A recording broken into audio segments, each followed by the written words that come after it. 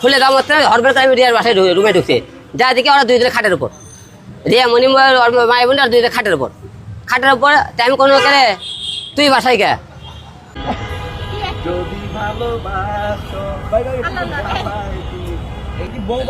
আসসালামু আলাইকুম, আমার মনে যা বলে আমি তাই মোহাম্মদ নজরুল বলেছেন শিবা।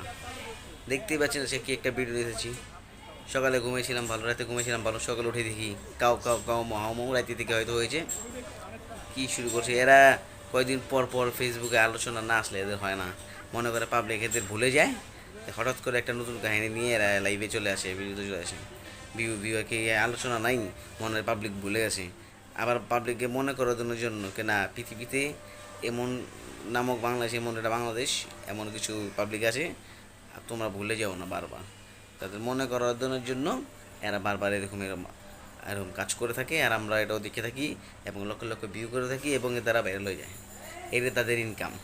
আলোচনা না থাকলেই আঁকামুখো করো, যেভাবে হোক মারামারি করো, কানাকাটি করো, হানাহানি করো, ও তুমি ওরা দোষ দাও, তোমার দোষ দাও, এদিকে আলোচনা থাকতো। যেমনি হোক কন্টেন্ট থাকতেইব আর কি কী আর কি আলোচনা থাকতেইব। বাংলাদেশের মাথা থাকতেইব কি আমরা বাংলাদেশে জন্মগ্রহণ করেছি, বাংলাদেশে আছি, বাংলাদেশে খাইল দেই, ঘুমাই এবং এসব করে বেড়াই।